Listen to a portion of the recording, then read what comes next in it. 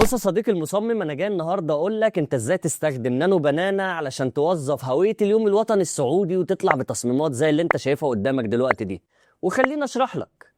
السلام عليكم صديقي المصمم، انا احمد قبيل وده فيديو جديد من خليني اشرح لك. في البدايه ما ننساش اخواتنا ودعواتنا ليهم بالنصر والفرج القريب ان شاء الله. زي ما احنا عارفين ان السعوديه كل سنه بتعمل هويه جديده لليوم الوطني بتاعها، فانا جاي النهارده الحقك واوفر عليك الوقت واقول لك ازاي تستخدمها جوه نانو بنانا بكل سهوله. يلا بينا. في البدايه كده خلينا متفقين ان الطريقه اللي هنعملها دلوقتي دي تقدر تستخدمها في اي براند او اي منتج انت شغال عليه. اول حاجه احنا هنستخدم اداتين للذكاء الاصطناعي، اول حاجه شات جي بي تي وتاني حاجه هي نانو بنانا. في البدايه انا هروح لشات جي بي تي واعرفه كل حاجه عني وعن المشروع اللي انا شغال عليه ومحتاج ايه بالظبط. يعني انا استخدم منتج قهوه، هقول له ان ده منتج القهوه اللي انا محتاج يكون محطوط مثلا على الترابيزه، او محتاج شخص يكون ماسكه او اي حاجه في بيت تقليدي سعودي الخلفيه عليها سجاده او حاجه قماش مفروشه زي البرواز كده. فانا قلت له انا محتاج ان البرواز ده يكون بالباترن الشكل الفلاني، وبعت له الصوره اللي فيها الباترن اللي انا عايزها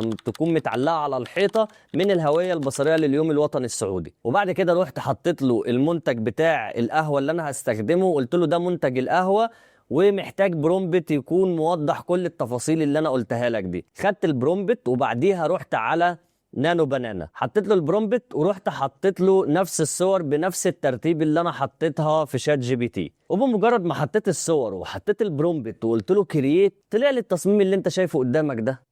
شفت يا صديقي؟ كل فيديو هقعد اقول لك شفت الموضوع بقى سهل وبسيط ازاي. الفكره كلها ان انت معاك الاداه ولكن محتاج ان انت تعرف تستخدمها صح. فما تنساش تجرب الطريقه دي وتقول لي رايك في الكومنتس. ولو مهتم بالاي اي ومجال الجرافيك ديزاين اكيد ما تنساش تتابعني وتعمل لايك وشير وتستناني الفيديوهات اللي جايه. والسلام.